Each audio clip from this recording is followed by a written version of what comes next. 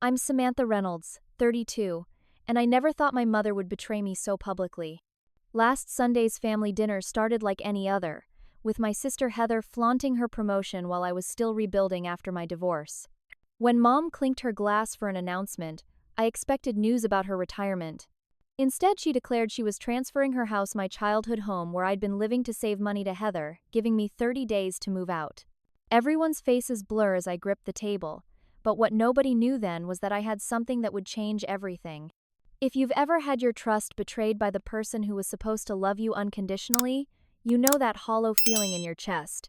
I'd love to know where you're watching from and if family betrayal has touched your life too. Hit subscribe if you want to hear how I turned the tables when my own mother threw me away like yesterday's trash. This story of justice is just getting started. Looking back, I should have seen the signs. After my divorce from Eric last year, I was financially drained. 8 years of marriage ended with him taking half our savings and leaving me with nothing but emotional baggage and monthly therapy bills. Moving back into my childhood home was supposed to be a temporary solution while I rebuilt my life. Mom Eleanor, 65, retired school teacher and widow, initially welcomed me with open arms. "Stay as long as you need," she said, setting up my old bedroom just the way I remembered it. The first few months felt like a healing cocoon. I found work as an administrative assistant at a local insurance company and picked up weekend bartending shifts to build my savings. I contributed to groceries, utilities, and household repairs. I thought we were doing well. But things started to change about 3 months in. Mom began making small comments about my extended stay. She'd mentioned Heather, my older sister by 3 years, and her perfect life with increasing frequency.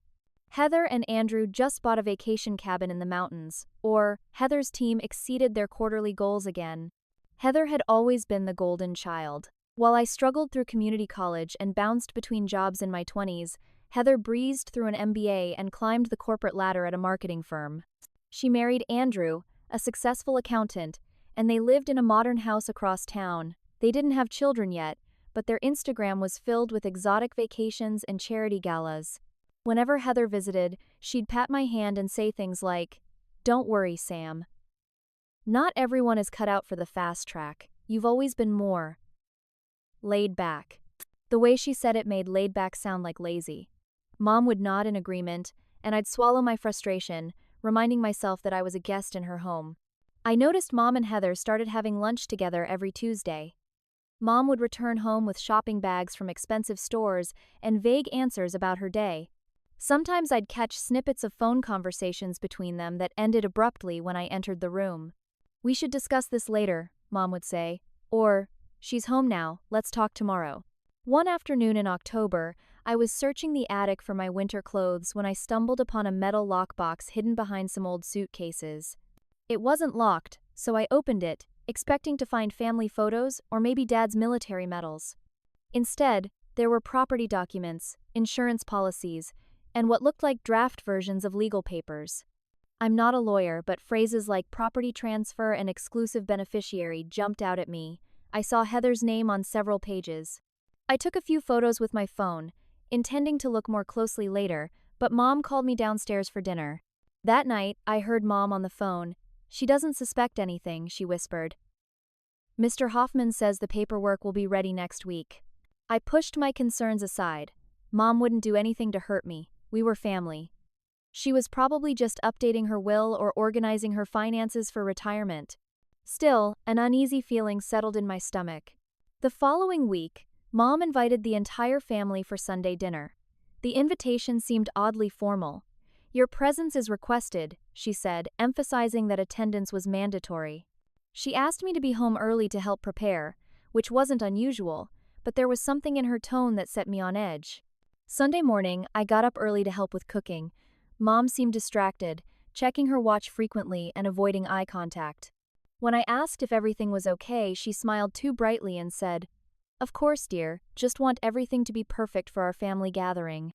I spent the day chopping vegetables, setting the table with the good china, and arranging flowers, while Mom fussed over her pot roast, Dad's favorite, the one she only made for special occasions.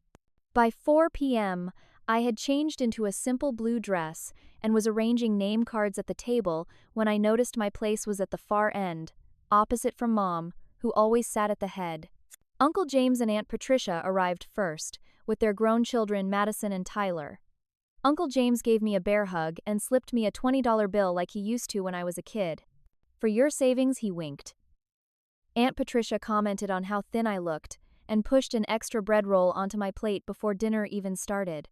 Then came the moment I'd been dreading, Heather's arrival. She swept in wearing a designer dress that probably cost more than my monthly salary, Andrew trailing behind her with a bottle of expensive wine.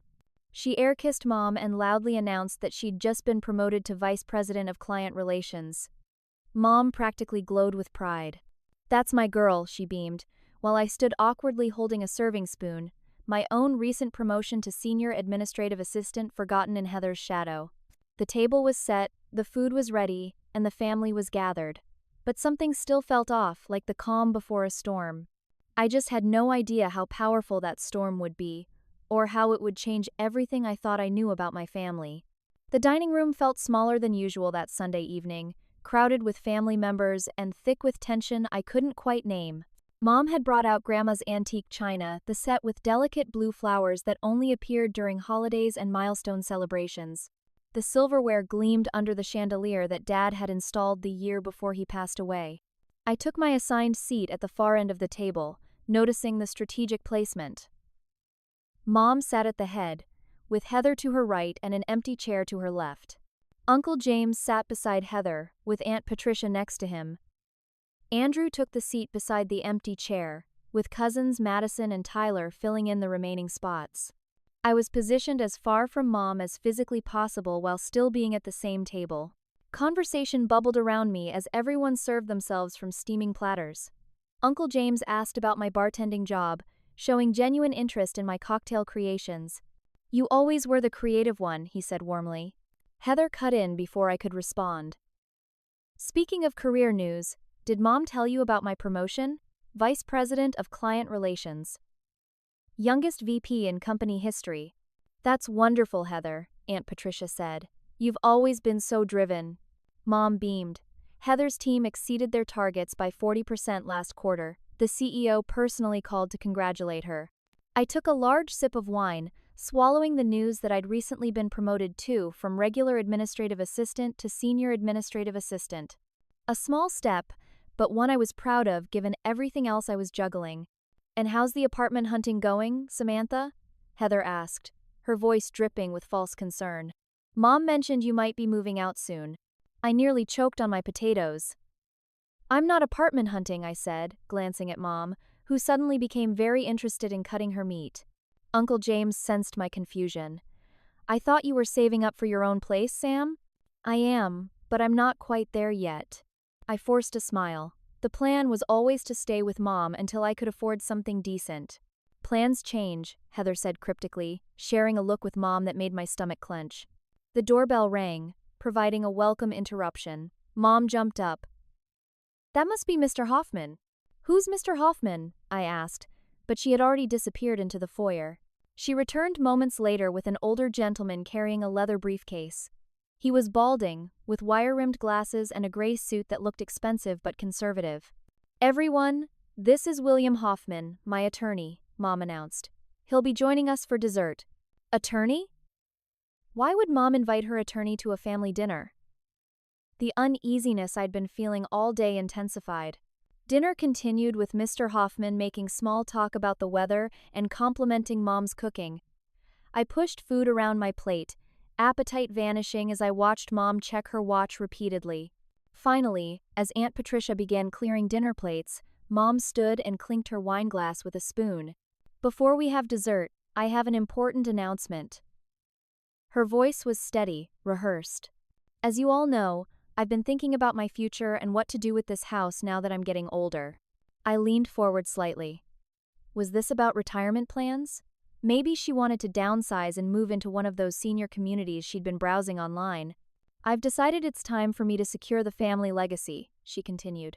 "After careful consideration, I'm transferring ownership of this house to Heather." The room went silent. I felt like I'd been punched in the stomach. Heather smiled serenely, as if she'd just been told she won a door prize rather than my home. "What about me?" I heard myself ask, my voice sounding distant. Mom avoided my eyes. Heather and Andrew need a larger home now that they're planning to start a family. They'll be moving in next month. But I live here, I said stupidly, still not fully comprehending what was happening. Mr. Hoffman cleared his throat. The transfer documents provide you with 30 days to secure alternative housing, Miss Reynolds. It's quite generous, legally speaking. 30 days? My mind raced. I'd only managed to save about $2,000 so far, nowhere near enough for first and last month's rent, security deposit, and moving expenses. Mom, we never discussed this, I said, fighting to keep my voice level. I thought the plan was for me to stay until I got back on my feet. You've had 7 months, Samantha, she replied coolly.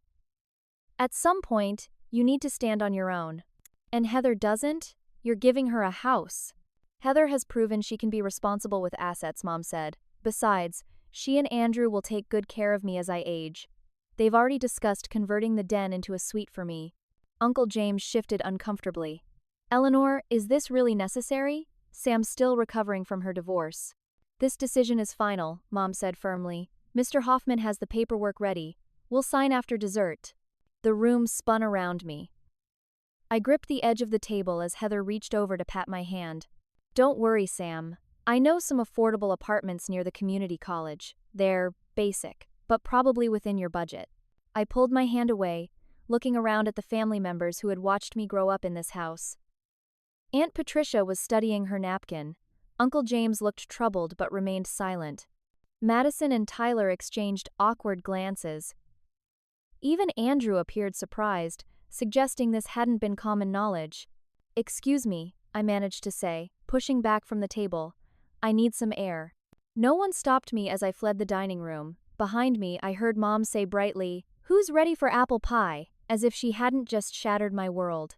I felt sick thinking about what was happening and what I'd have to do next. But deep down, I also felt something else stirring a determination I hadn't felt since before my divorce. This wasn't over. Not by a long shot. I fled upstairs to my childhood bedroom and locked the door behind me. The room felt suddenly foreign, the faded blue walls, the bookshelf still lined with my high school trophies and dog-eared paperbacks, the twin bed with the quilt Grandma had made for my 16th birthday. How many nights had I spent in this room, feeling safe and secure? And now I had 30 days to leave it all behind. I sank onto the edge of the bed, my mind replaying Mom's announcement in an endless loop. The house to Heather. 30 days to move. She's proven she can be responsible with assets. Each thought was like a physical blow. Through the floor, I could hear the murmur of conversation, the occasional clink of silverware against china as they ate dessert without me. I wondered if anyone was defending me downstairs, or if they were all just relieved I'd removed myself from the uncomfortable situation. Around 9 o'clock, I heard car doors slamming as people began to leave. Footsteps on the stairs, then a gentle knock at my door. Sam? It's Uncle James. Can I come in? I unlocked the door. Uncle James stood there, his kind face lined with concern. He'd always been my favorite relative Dad's younger brother who taught me to fish and slipped me gas money during college. You okay, kiddo? He asked, though we both knew I wasn't. Did you know? I asked, unable to keep the accusation from my voice. He shook his head. I had no idea until tonight. I tried talking to your mom, but she's set on this, says it's been in the works for months. Months? I repeated. So this betrayal wasn't spontaneous, it had been carefully planned, possibly since the day I moved back in. Uncle James sighed heavily. I don't agree with how she's handling this, but there's not much I can do. The house is in her name. What am I supposed to do now? You can stay with us if you need more time, he offered. The guest room isn't much, but it's yours as long as you need. I thanked him, but the idea of being a charity case for another family member made my skin crawl. Uncle James hugged me before leaving, promising to check in tomorrow. I spent a sleepless night staring at the ceiling, alternating between tears and rage. By morning I felt hollow, moving on autopilot as I showered and dressed for work. When I finally ventured downstairs, Mom was already at the kitchen table with a cup of coffee and the morning paper. There's fresh coffee, she said, as if nothing had happened. I poured myself a cup with shaking hands. Why, Mom? Why would you do this to me? She folded her paper carefully. This isn't about hurting you, Samantha. It's about securing my future. Heather has a family. She doesn't have children. She will, Mom said firmly. And you're just one person. You'll land on your feet.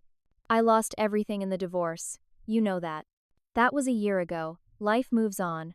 Her tone was dismissive.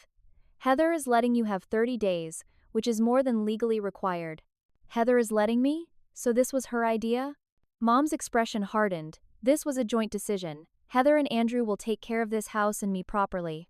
Before I could respond, I heard footsteps on the stairs. Heather appeared in the doorway, wearing silk pajamas and a smug smile. "Morning, family," she said, helping herself to coffee. "Sam, I made a list of apartment complexes you might want to check out. They're not fancy, but they take pets if you decide to finally get that cat you've been talking about." I stared at my sister, this person I'd grown up with, shared secrets with, fought with, and loved despite our differences. Now she stood in our mother's kitchen, planning to take my home while pretending to help me. "Thanks," I said flatly, grabbing my purse. "I need to get to work." "Don't forget to give notice at the bar," Heather called after me. "Those late nights won't be practical once you're commuting from across town." I slammed the door harder than necessary on my way out. At work, I moved through the day in a fog. I misplaced files, sent an email to the wrong client, and spilled coffee on my keyboard. My supervisor, Gary, noticed my distraction. "Everything okay, Reynolds? You seem off today." "Family stuff," I managed to say. "Nothing I can't handle." During lunch, I searched apartment listings on my phone, my stomach sinking at the prices. Even the most basic studios were more than I could afford on my current salary, especially in safe neighborhoods. My coworker Madison found me staring blankly at my screen. "Bad news?" she asked, sliding into the chair across from me. I surprised myself by telling her everything: the dinner, Mom's announcement, Heather's smug face, the 30-day deadline. "That's horrible," Madison gasped. "What are you going to do?" "Find an apartment I can't afford, I guess. Work more hours. Sell plasma." "You could stay with me," she offered. "I've got that pull-out couch. It's not permanent, but it would give you more time to save up." I was touched by her kindness, but ashamed to need it. I'll keep that as plan B. That evening at the bar, I dropped a glass while making a martini, something I hadn't done since my first week on the job. My hands wouldn't stop shaking, and I kept blinking back tears as I swept up the shards. "Rough day?" a voice asked. I looked up to see Benjamin Cole, one of our regulars. He was in his late 30s, with salt and pepper hair and kind eyes behind tortoiseshell glasses. I knew he was a lawyer who specialized in family matters. He often came in after difficult cases, nursing a single scotch and leaving generous tips. "You could say that," I replied, dumping the broken glass into the trash. "Want to talk about it?" Sometimes bartenders need to be on the receiving end of the therapy. I hesitated, then gave him a condensed version of my situation as I fixed his usual Glenlivet on the rocks. Benjamin frowned. 30 days isn't much time. Did you say your grandfather owned the house originally?" This detail caught me off guard. "Yes, it was my dad's family home. How did you know?" "Just a hunch," he said. "Do you know how the property was transferred to your mother after your grandfather passed?" I thought back to the documents I'd found in the attic. There were some papers in a lockbox, property deeds, and other legal documents. I didn't look closely, but maybe I should. "Maybe you should," Benjamin agreed, sliding his business card across the bar. "If you find anything interesting, give me a call." When I returned home that night, the house was quiet. A note on the fridge in Mom's handwriting informed me she was staying at Heather's to discuss renovation plans. I headed straight for the attic, determined to examine those documents more carefully. But when I reached my bedroom, I stopped short. Several cardboard boxes had been stacked by my closet, and my winter clothes were already packed inside one of them. A yellow sticky note on top read, "Thought I'd help you get started. H." Anger surged through me. I stormed down the hall to Mom's room, intending to call her and demand she tell Heather to stay out of my things. But as I reached for my phone, I realized this reaction was exactly what Heather wanted to provoke me into looking unreasonable and emotional. Instead, I took a deep breath and remembered Benjamin's advice and the documents in the attic. If there was any chance of fighting this, I needed evidence, not emotional outbursts. I was no longer just a victim in this story. I was becoming the protagonist in a fight I never asked for but was determined to win. The next evening after work, I waited until I was sure Mom had left for her weekly bridge game before heading up to the attic. The narrow stairs creaked under my weight, each step stirring up memories of childhood games of hide and seek, teenage attempts to create a secret hangout space, and more recent trips to store away the remnants of my married life. The attic was stuffy and dimly lit by a single bulb hanging from the rafters. Dust particles danced in the beam of my flashlight as I made my way past stacked holiday decorations, old suitcases, and boxes labeled in Dad's neat handwriting. The familiar smell of mothballs and old paper enveloped me. I found the metal lockbox right where I'd left it, tucked behind Grandma's vintage luggage. This time, I pulled it out and settled cross-legged on the floor, determined to understand exactly what I was dealing with. The first folder contained property deeds and tax records dating back to 1952, when my grandfather Harold Reynolds purchased the house as a young man. He'd paid $8,700 for it, a fact that always made Mom laugh when she mentioned current property values. I leafed through decades of tax assessments and home insurance policies, noting that Grandpa Harold had been meticulous about documentation. In the second folder, I found something unexpected.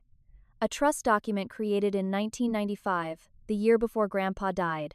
I scanned the legal language, wishing I had Benjamin's expertise to make sense of it all. But certain phrases jumped out at me. Property held in trust for the benefit of my son James Reynolds and his family. Lifetime residence rights for my daughter-in-law Eleanor Reynolds, with the understanding that upon her retirement or decision to relocate, the property shall transfer in equal shares to my granddaughters Heather and Samantha Reynolds. I read the passage 3 times to be sure I understood. According to this document, Mom didn't have the right to give the house to Heather alone. The property was supposed to be shared equally between us upon Mom's retirement. My hands trembled as I continued digging. In a third folder, I discovered a letter from Grandpa's attorney to Mom, dated shortly after his death, referencing the trust and its conditions. She had known all along. At the bottom of the box, I found something that made my blood run cold.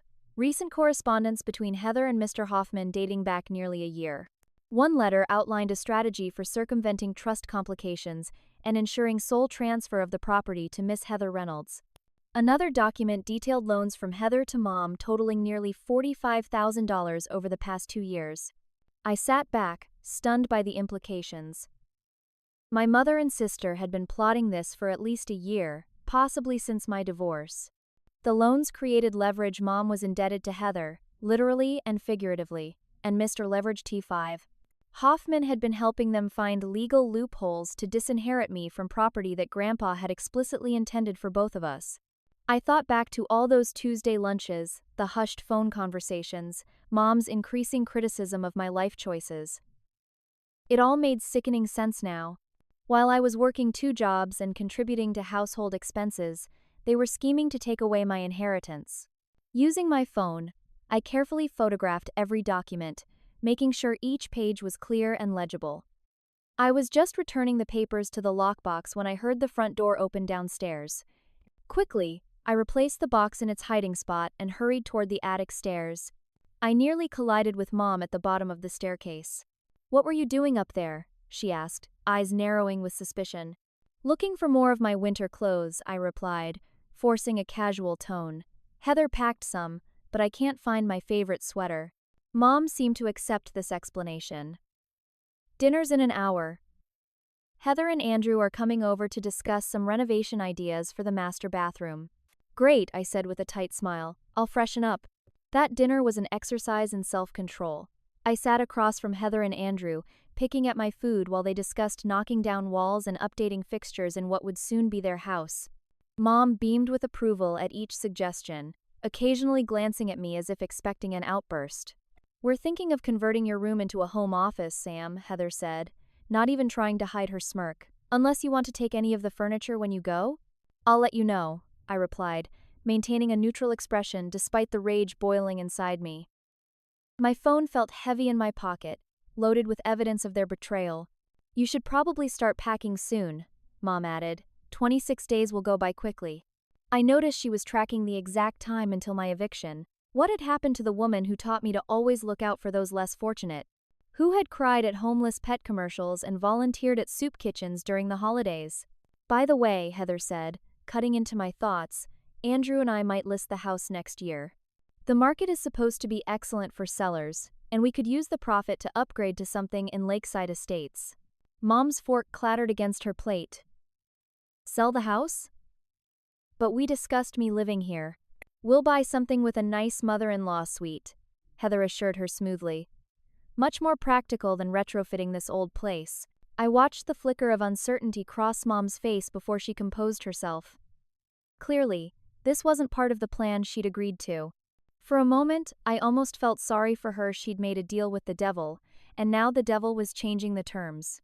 Later that night, alone in my room, I called the number on Benjamin's business card. It went to voicemail, and I left a message asking if we could meet tomorrow to discuss what I'd found. As I lay in bed, staring at the glow in the dark stars Dad had stuck to my ceiling 20 years ago, I thought about the kind of person I wanted to be. I'd always prided myself on taking the high road, on being forgiving and understanding. But sometimes, the high road meant standing up for yourself and for what was right. I'd been knocked down by my divorce, and now by my own family. But this time, I wouldn't stay down. This time, I would fight back. And if you've ever been betrayed by the people who should have protected you most, you know exactly how I felt at that moment. The pain of betrayal burns hot, but the fire of determination burns even hotter. I knew this was going to be the fight of my life, but with the truth on my side, I was ready for battle. The next morning, I met Benjamin at a quiet coffee shop downtown, away from the insurance office, and far from anywhere Mom or Heather might spot us. I arrived early, nursing an Americano, and rehearsing what I would say. This wasn't just about a house anymore, it was about justice and standing up for myself after years of being pushed aside. Benjamin arrived precisely at 9 a.m., dressed in a charcoal suit that looked well-worn but professional. He ordered a black coffee and joined me at a corner table. "Thank you for meeting me," I said, suddenly nervous. What if he thought I was overreacting? What if there was nothing legally actionable here? "Happy to help," he replied. "Did you bring those documents you mentioned?" I handed him my phone, open to the photo album where I'd saved everything from the lockbox. He spent several minutes scrolling through the images, his expression giving nothing away. Finally, he looked up. "This is interesting," he said, which seemed like an understatement. "The trust your grandfather established is quite clear. Upon your mother's retirement or voluntary relocation, the property should transfer equally to you and your sister. Mom retired 2 years ago," I pointed out. "She's been collecting her pension. And these loans from your sister." He scrolled to those documents. "They create a concerning picture, especially alongside this correspondence with Mr. Hoffman about circumventing the trust. Can they do that? Just ignore Grandpa's wishes?" Benjamin tapped his fingers on the table, considering. "Not legally, no. The trust is a binding document, but they're clearly hoping you won't know about it or won't fight it. So, I have a case?" "You definitely have grounds for a legal challenge," he confirmed, "but family litigation is rarely simple. We'd need more evidence of their intent to defraud you, and ideally documentation of your grandfather's original wishes." "What should I do next?" "Gather everything you can," he advised. "Bank statements showing your contributions to household expenses, emails or texts, demonstrating your understanding that you could stay until you were financially stable, anything showing your mother acknowledging the original terms of the trust." I left the coffee shop with a plan and a sense of purpose I hadn't felt in months. Benjamin had agreed to take my case, charging only a reduced rate that I could manage with my bartending tips. He warned me that challenging family in court could permanently damage relationships, but I knew those relationships were already broken beyond repair. That evening, I called Uncle James, asking if we could meet privately. We arranged to have lunch the next day at a diner halfway between our homes. Uncle James arrived looking worried, the lines around his eyes deeper than usual. "I've been concerned about you," he said as we settled into a booth. "This whole situation stinks." I showed him the trust documents. "Did you know about this? That Dad's house was supposed to be shared between Heather and me?" He studied the papers, shaking his head. "I suspected something like this existed. Dad always said he wanted to provide for both his granddaughters equally. But I never saw the actual documents. Mom and Heather have been planning to cut me out for at least a year," I told him. "Heather's been loaning Mom money, creating leverage." Uncle James's expression darkened. That explains why Eleanor's been acting strangely at family gatherings, always defending Heather, even when she's clearly in the wrong. I'm going to fight this, Uncle James. I've spoken with a lawyer. I expected resistance or a lecture about family harmony, but instead, he reached across the table and squeezed my hand. Good. Dad would want you to stand up for yourself, and for his wishes. Uncle James became my unexpected ally. He provided old family photos showing Grandpa's close relationship with both his granddaughters. He found letters Grandpa had written about his hopes for the family home to remain a sanctuary for generations of Reynolds. Most valuably, he connected me with people who had known Grandpa well, including his old fishing buddy who remembered Grandpa specifically mentioning that both my girls will always have a home here. Through Uncle James, I learned that Grandpa's original attorney, Thomas Green, was still practicing at 78 years old. I made an appointment to see him at his small office above the local hardware store. Mr. Green was a slight man with a shock of white hair and alert blue eyes that missed nothing. He remembered my grandfather fondly and was visibly disturbed by what I told him. Harold was explicit about his wishes, he confirmed, pulling an ancient file from his records. He created the trust specifically to prevent this scenario. He worried that Eleanor might favor Heather. It was apparent even back then. Why would Grandpa think that? I asked, surprised that the pattern went back so far. Your grandmother's death hit Eleanor hard, Mr. Green explained. Heather resembles her physically and in temperament. I think Eleanor found comfort in that connection, sometimes at your expense. This revelation struck me hard. Had I been fighting a battle I couldn't win since I was a child, simply because I reminded Mom less of the mother she'd lost? Mr. Green provided an affidavit confirming the intent of the trust and offered to testify if the case went to trial. Harold would be turning in his grave if he knew what was happening, he said as I left. Make it right, Samantha. Meanwhile, I was building my own documentation. I created a detailed spreadsheet of all my financial contributions to the household since moving in. I collected receipts for home improvements I'd paid for, including the new kitchen faucet and back porch steps. I documented every conversation related to my living situation, noting dates, times, and exact wording as best I could remember. The emotional toll was heavy. I slept poorly, lost weight, and found myself making careless mistakes at both jobs. Madison noticed my exhaustion and insisted I stay with her for a weekend just to get some rest away from the toxic environment. Those 2 nights on her pull-out couch were the best sleep I'd had in weeks. Benjamin helped me assemble the evidence into a compelling narrative. We're telling a story, he explained, about a grandfather's love, a mother's betrayal, and a sister's greed. The law is on our side, but emotion can be just as powerful in family court. I was surprised when Aunt Patricia reached out, asking to meet for tea. We weren't especially close, and I assumed she would side with Mom. But at a quiet corner table in a local cafe, she shared something unexpected. Your mother has a gambling problem, she said quietly, stirring her Earl Grey. It started after your father died, small things at first, scratch tickets and such. But over the last few years, it's escalated. She's at the Riverboat Casino most Thursdays. This revelation made the loans from Heather make more sense. Does Heather know? Aunt Patricia nodded. She's been covering Eleanor's debts for some time now, using it as leverage. That's why Eleanor agreed to this house arrangement. She's financially dependent on Heather now. Another piece of the puzzle fell into place. Mom's bridge club met on Wednesdays, not Thursdays. The weekly ATM withdrawals I'd noticed on the shared account statement. Her occasional requests to borrow cash until pension day. Why are you telling me this? I asked. Because it's not right, what they're doing to you, Aunt Patricia replied. And because Eleanor needs help, not enablement. Heather is using her addiction to control her. This information complicated my feelings. Mom wasn't just being cruel, she was trapped in a web of her own making, with Heather pulling the strings. But it didn't change what they were trying to do to me or the fact that I needed to fight back. As the legal paperwork came together, I faced a final decision. Give Mom one last chance to make things right, or proceed directly to court. Benjamin advised against the confrontation, concerned it might give them time to hide assets or fabricate counter-evidence. But I needed to look my mother in the eye one more time, to give her the opportunity to choose me, her daughter, over whatever deal she'd made with Heather. I prepared carefully for this conversation, rehearsing what I would say and steeling myself for rejection. No matter what happened next, I would no longer be the doormat of the Reynolds family. I had transformed from victim to advocate for myself and for Grandpa Harold's wishes. The final confrontation would determine whether this family could be saved or would be forever altered by the battle ahead. On a crisp Saturday morning, exactly 17 days after the fateful dinner announcement, I parked my car in the driveway of what was still legally my home. Benjamin waited in his sedan at the curb, there for moral support and legal backup if needed.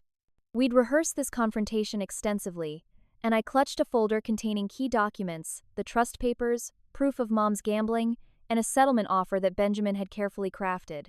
My palms were sweaty against the steering wheel. I took 3 deep breaths, remembering my therapist's advice for managing anxiety.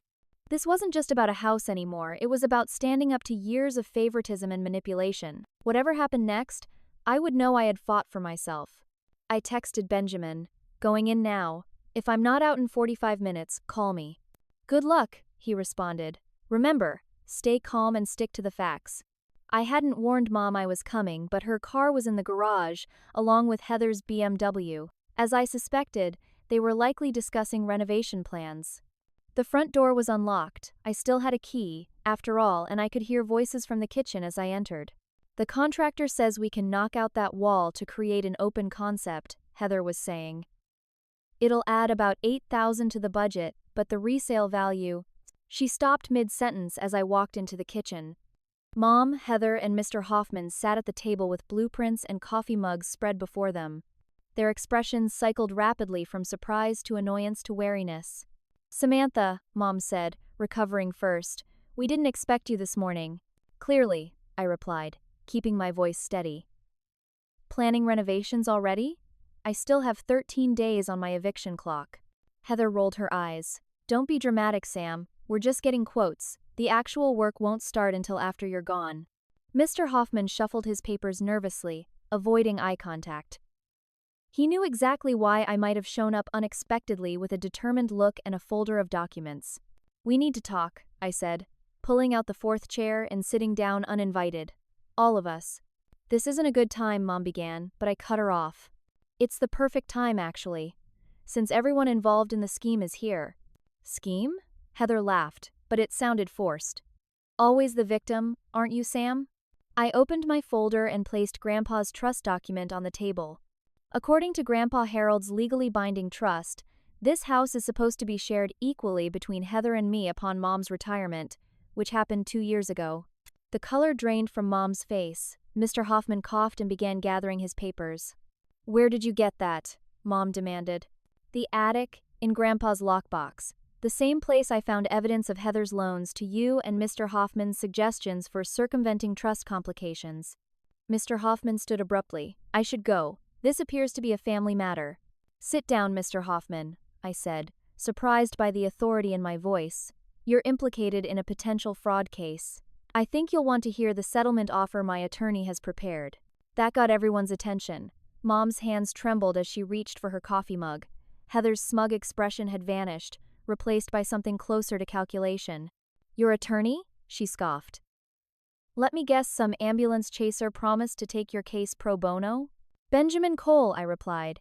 "He's waiting outside and has copies of everything I'm about to show you, including proof of Mom's gambling debts that you've been using as leverage." Mom gasped, and real hurt flashed across her face. "How did you—" "Aunt Patricia told me," I said. "Gentler now." "Mom, I know about the riverboat casino. I know Heather's been covering your losses in exchange for control." "That's absurd," Heather snapped, but Mom wouldn't meet her eyes. I laid out the remaining documents one by one, the loans, the emails, the evidence of their planning. "You've been plotting this for at least a year," I said, "since before I moved home. You manipulated a vulnerable woman with an addiction to betray her own daughter and violate her father's explicit wishes." Mr. Hoffman cleared his throat. "Miss Reynolds, while this is certainly concerning, proving intent in court can be challenging." "That's why I have Thomas Green's sworn statement," I countered. "Grandpa's original attorney, who created the trust and can testify to its intent." Plus, Uncle James and several of Grandpa's old friends who recall him explicitly stating that both his granddaughters should always have a claim to this home. Heather's confident facade cracked slightly. She turned to Mr. Hoffman. Can she really challenge this? He nodded reluctantly. The trust is quite clear, and if a judge determines there was deliberate attempt to circumvent it, you could face not just civil penalties but potential criminal charges for fraud, I finished. Both of you. And Mr. Hoffman could face ethics violations with the Bar Association. The kitchen fell silent, except for Mom's increasingly rapid breathing. She looked trapped, her eyes darting between Heather and me. What do you want? Heather finally asked, her voice cold. I pulled out Benjamin's settlement proposal. The house returns to trust status immediately. The fraudulent transfer is nullified. Mom can continue living here as the trust allows. When she chooses to relocate, the house will be sold and proceeds split equally between Heather and me, as Grandpa intended. And if we refuse? Heather challenged. Then we go to court, I said simply. Everything becomes public record. The gambling, the manipulation, the fraud attempt. Is that what you want, Heather? For your clients and friends to see this side of you? Mom began to cry softly, decades of secrets and shame breaking through her carefully maintained facade. I never wanted to hurt you, Samantha. I needed the money. And Heather said this was the only way. You could have told me about the gambling, I said gently. We could have found help, figured something out together. Don't listen to her manipulation, Mom, Heather interjected sharply. She's just trying to take what's rightfully mine. Rightfully yours? I repeated incredulously. Grandpa intended this house for both of us. You're the one trying to take what's rightfully mine. Mom looked at Heather with new clarity, perhaps seeing for the first time how her golden child had been using her weakness to control her. You told me Samantha would be fine, she said quietly. That she'd understand it was for the best. She will be fine, Heather insisted. She's always landed on her feet. But we need this house for our future, for our family. Your family? I couldn't help but laugh. The one you've been promising to start for 5 years now? Or do you mean the profit you'll make when you sell this house, which you've already admitted is your plan? Mom's head snapped up. You're selling? You promised I could live here. Heather faltered, caught in her own web of lies. Not immediately, but eventually. Stop lying, I cut in. You told Mom and Andrew at dinner last week that you plan to list the house next year for the profit. The kitchen fell silent again as Mom processed this betrayal. After a long moment, Mr. Hoffman spoke. Miss Reynolds, I believe Miss Samantha's settlement offer warrants serious consideration. The legal standing of the current arrangement is questionable at best. Heather glared at him. Whose side are you on? We paid you to make this airtight. I advised on a property transfer, he replied stiffly. I was not made fully aware of the trust's existence or its specific terms. That changes things significantly. The confrontation had reached its pivotal moment. I could see Mom wavering, torn between the daughter who'd been manipulating her and the daughter who was offering a way out that respected both her needs and Grandpa's wishes. But Heather wasn't finished fighting. She stood abruptly, gathering her papers. This is ridiculous. We'll see you in court, Sam. Good luck affording a prolonged legal battle on your bartender's salary. Heather, wait, Mom pleaded. No. Either you're with me on this or you're against me. Heather's ultimatum hung in the air. Choose now, Mom. I held my breath. After everything, would Mom still choose Heather? Mom looked between us, her face a battlefield of emotions. Then, almost imperceptibly, she shook her head. I can't do this anymore, Heather. Samantha's right, your grandfather wanted both of you to have a claim to this house. And I need help with my problem, not someone who uses it against me. Heather's face contorted with rage. Fine, deal with this yourself, but don't come crying to me when you lose everything in some casino. She stormed out, the front door slamming behind her. Mr. Hoffman cleared his throat awkwardly. I should review these settlement terms more carefully. Perhaps we could reconvene Monday with both attorneys present? I nodded, and he gratefully escaped the emotional aftermath of Heather's exit. When we were alone, Mom reached for my hand across the table. I'm so sorry, Samantha. I've been so wrong about everything. The apology I'd wanted for so long felt hollow now, tainted by the knowledge that it had taken legal threats to extract it, but it was a start. We have a lot to work through, I said honestly. But first, let's get you help for the gambling. Then we can talk about rebuilding trust. As I left to update Benjamin on the confrontation's outcome, I felt neither triumphant nor defeated, just determined to see this through to whatever new beginning awaited on the other side. The battle wasn't over, but for the first time, I believed I might actually win. Despite that momentary breakthrough with Mom, Heather wasn't going down without a fight. By Monday morning, she had hired Preston Wallace, one of the city's most aggressive property attorneys, and was pushing forward with her claim on the house. Mom, caught between her daughters and wrestling with the public exposure of her gambling addiction, retreated into herself, barely leaving her bedroom. Your sister is countering with claims that the trust was superseded by verbal agreements between your mother and grandfather before his death, Benjamin explained during our strategy session. It's a weak argument legally, but it could drag out proceedings. Can we afford a drawn-out legal battle? I asked, thinking of my dwindling savings. I'm reducing my rate, as we discussed, Benjamin assured me.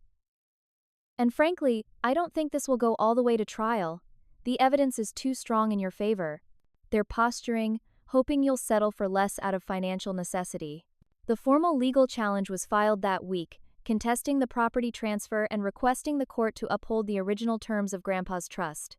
The initial hearing was set for 30 days later. Ironically, the same day I was supposed to be out of the house according to Heather's original timeline.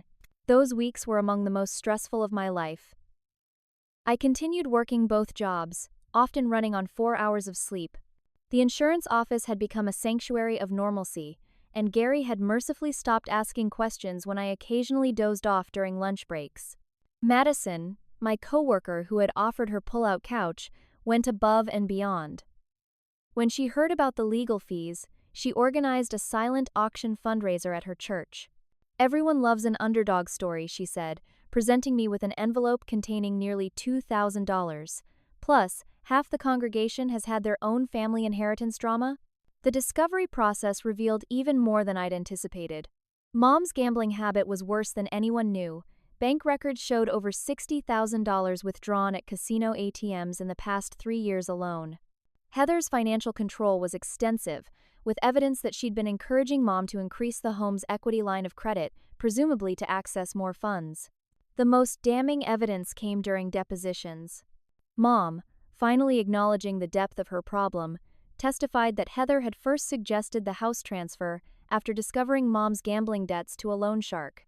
She said she'd pay off my debts if I signed over the house, Mom admitted, her voice small. She knew I was desperate. Heather's deposition was a masterclass in arrogance that ultimately backfired. She insisted that she deserved the house because she was financially responsible, unlike me. When Benjamin asked if she was aware of the trust, she claimed ignorance, a statement directly contradicted by the emails we'd discovered. Thomas Green's testimony was particularly powerful. At 78, he commanded respect in the courtroom as he detailed Grandpa Harold's explicit wishes. Harold Reynolds was adamant that both his granddaughters should benefit equally from his estate, he stated firmly. He specifically structured the trust to prevent exactly this scenario, one granddaughter being favored over the other. Uncle James provided emotional testimony about Grandpa's close relationship with both granddaughters. Dad took both girls fishing, taught them both to change a tire, set up college funds for both of them. He never played favorites. As the legal proceedings intensified, I noticed an unexpected development. Heather's husband, Andrew, had stopped accompanying her to court. One evening after a particularly grueling deposition, I ran into him at the grocery store, his shopping basket containing a frozen pizza and single-serve wine bottles, the uniform of the newly separated. "Sam," he said awkwardly, shifting his weight from one foot to the other. "How are you holding up?" "Surviving," I replied, surprised he was speaking to me. "You're not at the house anymore?" Andrew glanced around as if worried Heather might materialize beside the frozen foods. "I'm staying at a hotel. This situation, it's not what I signed up for." I had no idea about any of this until that dinner. "I'm sorry," I said, genuinely meaning it. Andrew had always seemed decent, if somewhat passive in Heather's presence. He hesitated, then lowered his voice. "There's something you should know. Heather's been documenting Mom's gambling for years, saving the evidence for some kind of leverage. She has photos, bank statements, even recordings of Mom begging her for money. It's all on her home office computer. This revelation wasn't entirely surprising, but the premeditation it suggested was chilling. Why are you telling me this? Because it's wrong, he said simply. What she's doing to you, what she did to your mom, it's cruel. And I can't be party to it anymore. 2 days later, an anonymous email arrived in Benjamin's inbox containing password-protected files. The files contained years of documentation proving Heather had systematically enabled and exploited Mom's addiction to gain financial control over her, culminating in the house scheme. The evidence was damning, showing clear intent to defraud me of my inheritance. Benjamin immediately filed this new evidence with the court. 3 days later, the judge issued a temporary injunction freezing any property changes pending trial and ordered a full accounting of all financial transactions related to the house. Heather was furious. She tried to quickly list the house for sale before the injunction was served, but the court blocked the attempt. Her attorney, seeing the mounting evidence against them, began making noises about settlement possibilities. The extended family largely rallied around me once the facts became clear. Aunt Patricia organized an intervention for Mom, who finally agreed to enter a treatment program for gambling addiction. Uncle James and his wife offered their guest room indefinitely if needed. Even distant relatives sent supportive messages after hearing about the case through the family grapevine. As the scheduled trial date approached, Heather's attorney contacted Benjamin with a settlement offer. Heather would acknowledge the trust's validity if I agreed to buy out her share of the house at market value. It's a non-starter, Benjamin said. She's trying to profit from her own fraud attempt. Our counteroffer stands return to the original trust terms, with the house eventually being sold and proceeds split equally. The legal pressure continued to mount against Heather. The judge ordered her to pay Mom's gambling debts that had been leveraged for the fraudulent transfer, citing unclean hands in the transaction. The State Bar Association opened an inquiry into Mr. Hoffman's conduct in the case. 2 days before the trial was set to begin, Heather's attorney called with a new offer. She would accept the original trust terms if I agreed to a confidentiality clause preventing public disclosure of the case details. She's worried about her reputation, Benjamin explained. This would keep the specifics of her conduct out of public record. Is that our best option? I asked, exhausted by the months of conflict. Legally speaking, yes. You get exactly what you initially asked for: nullification of the fraudulent transfer and restoration of the trust terms. Heather saves face professionally, and your mother can continue living in the house while getting treatment for her addiction. After discussing the options, we accepted the settlement with one additional condition. Heather would pay a portion of my legal fees as compensation for the unnecessary litigation. The day the settlement was finalized felt anticlimactic after months of high tension. There was no dramatic courtroom showdown, just signatures on legal documents and a brief appearance before the judge to confirm the agreement. Heather avoided eye contact throughout the proceedings, her face a mask of controlled anger. As we left the courthouse, Benjamin shook my hand. Congratulations, Samantha. You stood up for yourself and won. But victory felt complicated. I'd gained legal recognition of my rights to the property, but lost what remained of my relationship with Heather and damaged my relationship with Mom, perhaps irreparably. The house that had once represented security and family now stood as a monument to betrayal and painful truths. Still, as Benjamin had reminded me repeatedly throughout the process, this case wasn't just about me, it was about honoring Grandpa Harold's wishes and standing up against manipulation and fraud. By those measures, justice had indeed been served. The battle was over, but the journey of healing and rebuilding was just beginning. As I drove home from the courthouse, I realized I now had decisions to make about what came next for the house, for my relationship with Mom, and for the new life I would build from the ashes of these difficult months. If you've ever had to fight for what was rightfully yours, you know the bittersweet taste of this kind of victory, the relief of vindication mixed with the sadness of broken family bonds.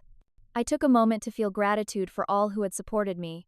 Benjamin with his legal expertise, Madison with her unwavering friendship, Uncle James and Aunt Patricia with their moral support, and even Andrew, who had chosen truth over loyalty to his wife. Without them, this outcome would have been impossible. In the weeks following the settlement, the Reynolds family reorganized itself like tectonic plates after an earthquake. New alliances formed, old relationships crumbled, and everyone adjusted to the new reality of our fractured family. Heather retreated from family gatherings entirely. According to Uncle James, she had listed her and Andrew's house for sale and was interviewing for positions in Chicago. Andrew filed for divorce shortly after the settlement was finalized, citing irreconcilable differences but privately telling Uncle James that he couldn't stay married to someone capable of such calculated cruelty. Most of the extended family sided with me once the full story emerged. Aunt Patricia organized a family meeting at her home, notably excluding Heather and Mom, where Uncle James explained the legal battle and its resolution. Cousins Madison and Tyler, who had remained mostly neutral during the conflict, now offered explicit support. "We had no idea it was this bad," Madison said, hugging me tightly. "You should have told us sooner, we would have helped." Tyler, always practical, offered his construction skills to help with any needed house repairs.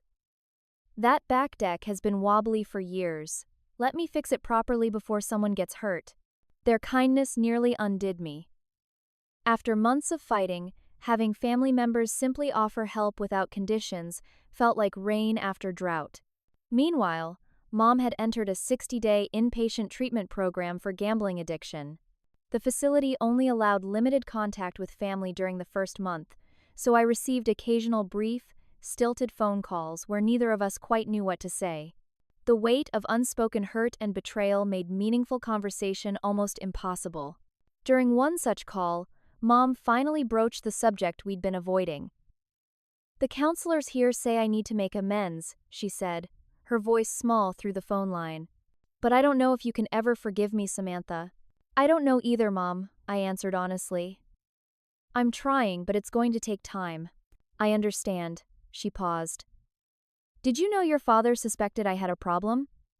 "Years ago, he suggested I get help." I was so angry with him for suggesting it. Now I wish I'd listened. This revelation about Dad added another layer of complexity to our family history. How many secrets had been buried beneath our seemingly normal family life? Andrew reached out to me privately, inviting me for coffee at a quiet cafe downtown. He looked tired, with dark circles under his eyes and a new heaviness to his movements. "I'm sorry I didn't speak up sooner," he said after we'd settled with our drinks. "I knew something was wrong when Heather started having all these private meetings with your mom, but I convinced myself it was just financial planning." "When did you realize what was really happening?" I asked. "That dinner." "The look on your face." He shook his head. "I knew then that whatever was happening wasn't right, but I still didn't say anything. I just went along with it." "You came through in the end," I pointed out. "Those files you sent made all the difference." Andrew looked surprised. "How did you know it was me?" "Who else could it have been? You were the only one with access who had a conscience." He managed a small smile. "Heather never suspected. She thought I was too oblivious to connect the dots." His expression darkened.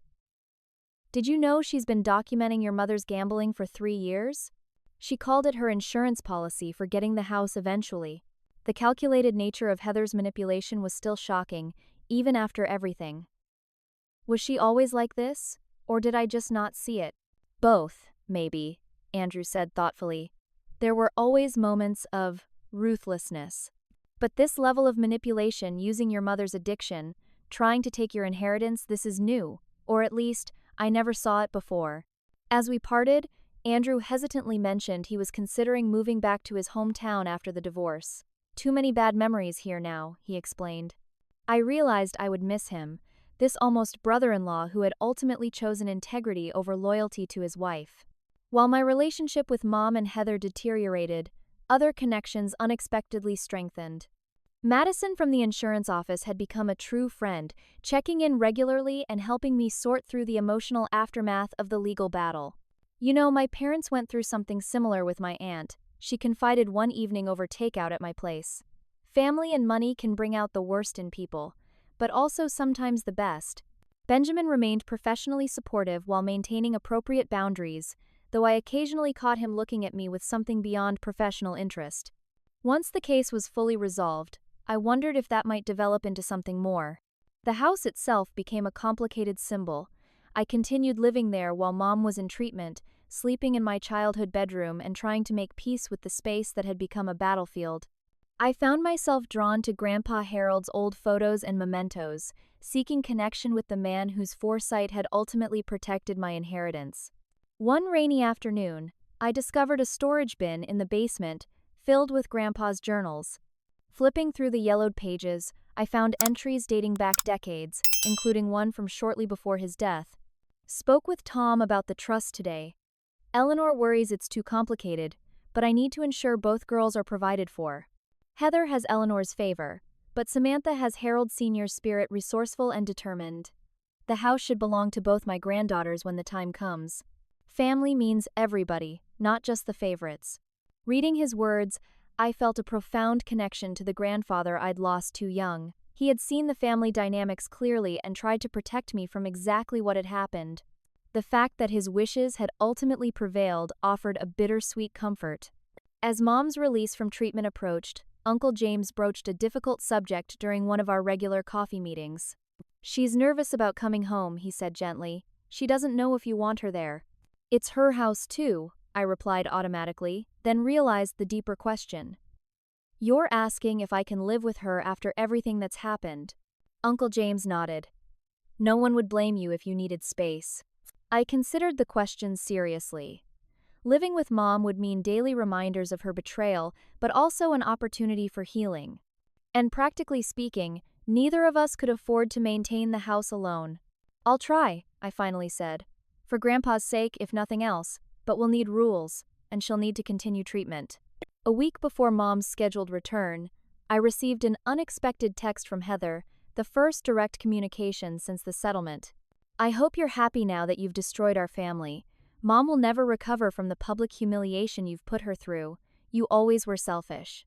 I started to type an angry response, then deleted it. Heather's narrative would always cast me as the villain, regardless of facts or justice.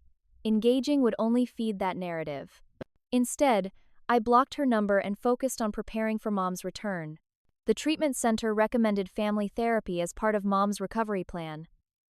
Our first session was awkward and tearful, with years of unspoken resentments finally finding voice. "I always felt like you loved Heather more," I admitted, the childhood hurt rising to the surface. "And I always felt like your father favored you," Mom countered, surprising me. "You were his little shadow. You never needed me the way Heather did." The therapist helped us see how these perceptions had shaped our relationship for decades, creating parallel narratives of rejection where neither was fully true. It wasn't an instant reconciliation, but it was a foundation of honesty upon which we might eventually rebuild trust. As we left that first session, Mom tentatively asked, "Do you think we can ever be a normal family again?" I thought about the legal battle, the exposed secrets, the fractured relationships. "No," I answered truthfully, "but maybe we can build something new, something honest." She nodded, tears in her eyes. "I'd like that." The road ahead would be long and uncertain. Healing family wounds takes more time than inflicting them, and some breaks never fully mend. But standing in the driveway of the house that Grandpa Harold had intended for both his granddaughters, the house I had fought for and won, I felt something that had been missing for months: hope. Sometimes the family you thought you had isn't the family you actually have. And sometimes the people who stand by you in your darkest moments aren't who you expected. If this difficult journey had taught me anything, it was that family, true family, is defined by actions, not blood. By those who lift you up, not those who tear you down. By those brave enough to face hard truths, not those who hide behind comfortable lies. 1 year to the day after that fateful family dinner, I stood in the kitchen of Grandpa Harold's house, now legally recognized as partly mine, stirring a pot of his famous beef stew. The recipe card, yellowed with age and splattered with decades of ingredients, was propped against the backsplash in his familiar handwriting. "The secret is patience," he'd scrawled at the bottom, advice that applied to more than just cooking. The past year had been a masterclass in patience, persistence, and painful growth. After the settlement, life didn't magically return to normal. Instead, a new normal gradually took shape around the changed relationships and hard-won truths. Mom completed her 60-day treatment program and returned home with a stack of recovery literature and a twice-weekly meeting schedule. Our coexistence was initially awkward, both of us tiptoeing around triggers and resentments. Family therapy continued, Sometimes productive, sometimes frustrating, but always honest in a way we'd never been before. Heather followed through on her plans to leave town. She accepted a position with a marketing firm in Chicago and sold her house in a matter of weeks. Before leaving, she made one last attempt to sway Mom to her side, showing up unannounced one Sunday afternoon while I was working at the bar. She told Mom she was abandoning her by staying here with me, Uncle James reported, after Mom called him in distress. Said she was choosing her failed daughter over her successful one. But Mom, strengthened by therapy and sobriety, didn't take the bait. "I'm choosing recovery and honesty," she told Heather, according to her later account. "I'm choosing to honor your grandfather's wishes. I hope someday you can understand that." Heather left town without saying goodbye to anyone else in the family. Occasional reports filtered back through distant relatives. She'd bought a luxury condo, was dating a hedge fund manager, had changed her name back to her maiden name after finalizing her divorce from Andrew. She became like a character in a story someone we talked about but no longer directly experienced. While one door closed firmly, others unexpectedly opened. The scholarship fundraiser Madison had organized introduced me to people who became valuable connections. One participant, the owner of a local bookstore, mentioned she was looking to retire and sell her business. It was an offhand comment, but it planted a seed in my mind. I'd always loved books. My room growing up had been filled with everything from dog-eared paperbacks to leather-bound classics from library sales. The idea of owning a bookstore had been a distant dream, something I'd idly mentioned to Eric during our marriage but never seriously pursued. After months of careful consideration, financial planning, and extensive conversations with Benjamin, whose interest had indeed developed into something more once the case was settled, I made a decision. I would sell my share of the house to Mom, allowing her to remain there while using the proceeds to pursue my dream. "Are you sure about this?" Mom asked when I presented the plan. "Your grandfather wanted you to have this house." "He wanted me to have security and a foundation for my future," I corrected her. "This accomplishes that, just in a different way than he might have imagined." The legalities were surprisingly straightforward, with Benjamin handling the paperwork at a significant discount, one of the perks of dating your attorney, though he was scrupulous about maintaining professional standards. Mom would take out a new mortgage to buy my half, with payments she could manage on her teacher's pension now that she wasn't losing money to gambling. I found the perfect location for my bookstore cafe, a charming storefront downtown with an apartment upstairs that would become my new home. The previous owner, Martha, agreed to stay on as a consultant during the transition, teaching me the ins and outs of the business she'd run for 30 years. Madison, who had mentioned her own dreams of leaving corporate insurance for something more fulfilling, came on as a business partner, investing her savings and bringing her organizational skills to the operation. We transformed the space into a warm, inviting haven of books, coffee, and community, exactly the kind of place I would have sought refuge in during the darkest days of the legal battle. 6 months after opening New Chapter Books and Cafe, we were breaking even, with promising growth each month. I found joy in curating the perfect recommendation for each customer, while Madison excelled at the business side, tracking inventory and managing our small staff of part-time employees. Benjamin and I moved slowly but steadily forward, both cautious after previous relationship failures, but drawn together by mutual respect and genuine affection. He helped with the legal aspects of the business and occasionally tended bar for our monthly literary events, revealing a talent for mixing themed cocktails inspired by classic novels. On the anniversary of the dinner that had started everything, I decided to host a small gathering at my apartment above the bookstore, a reclaiming of family dinner in a new context. Uncle James and Aunt Patricia came, along with Madison, Benjamin, and, most significantly, Mom, now 8 months sober. As we sat around my small dining table, the conversation flowing more easily than I would have thought possible a year ago, Mom cleared her throat and reached for her water glass. "I have something to share," she said, an echo of that fateful dinner announcement that made my stomach clench momentarily. But her expression was different now, open, honest, without the nervous tension of someone harboring secrets. "I've been going through your grandfather's papers," she continued. "And I found something I think you should have, Samantha." She handed me a manila envelope. Inside was a certificate for investment shares Harold had purchased the year I was born, shares that had grown significantly over 30 years. The current value was nearly $40,000. "He bought the same for Heather," Mom explained. She cashed hers years ago for her first house down payment. I never told you about yours because of all the reasons we've talked about in therapy. My favoritism, my resentment of your closeness with your father and grandfather. I was wrong, and I'm so sorry. The certificate blurred through my tears. Once again, Grandpa Harold had looked out for me, ensuring I'd have resources for my future. And Mom, through her recovery work, was finally able to honor his wishes. I'd like to make a suggestion, she said carefully. Use part of it for the business, of course, but also consider establishing a scholarship in your grandfather's name. He was always so proud of your love of learning. It was the perfect idea, a way to extend Grandpa's legacy beyond our family, to help others pursuing their dreams as he had helped me pursue mine. As dinner continued, I looked around at this improbable gathering: my once estranged mother, the uncle and aunt who had stood by me, the coworker turned friend, turned business partner, and the lawyer who had fought for me and now held my hand under the table. This wasn't the family I was born into, but rather the family I had built through adversity and truth. The bookstore below us was thriving after 6 months. We'd created a community space that hosted book clubs, author readings, and evening events. The revenge reading series, where people shared stories of overcoming betrayal, had become unexpectedly popular. There was something healing about hearing others' journeys from victim to victor, from betrayed to empowered. When I'd purchased the bookstore from Martha, she'd included her apartment above the shop as part of the deal.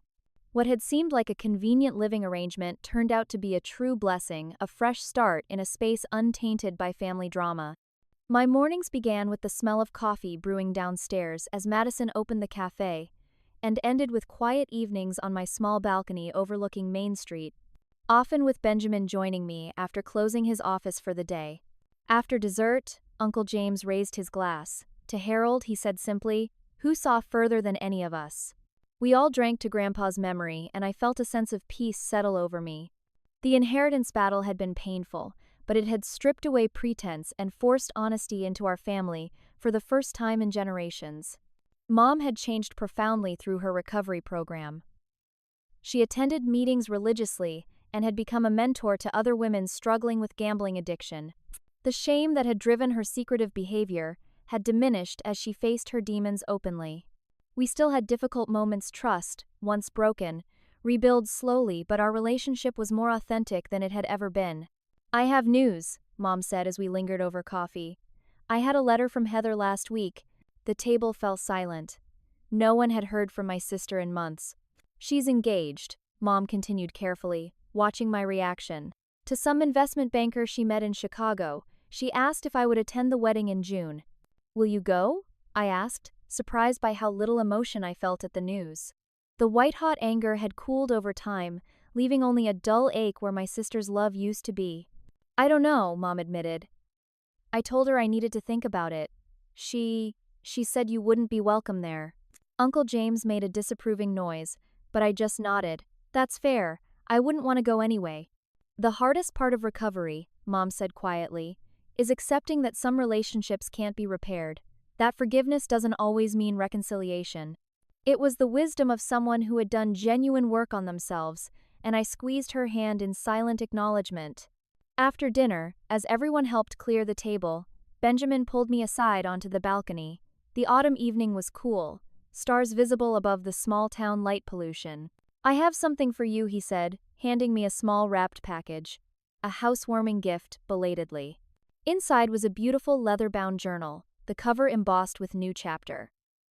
The first page bore an inscription in his neat handwriting: "For recording the story still unfolding." I kissed him, grateful for this man who understood that my life wasn't about the past anymore, but about the future I was creating day by day. Later, after everyone had gone home and I was alone in my apartment, I took out Grandpa's investment certificate again. Mom's suggestion of establishing a scholarship in his name felt right away to extend his legacy of helping those who needed support to stand on their own feet. I thought about how differently things might have turned out if I hadn't found those documents in the attic, if I hadn't had the courage to fight back, if Benjamin, Madison, Uncle James, and others hadn't stood beside me. I might have been homeless, or struggling in some affordable apartment, believing I deserved nothing better. Instead, I was a business owner with a home of my own, healthy relationships, and a future full of possibilities.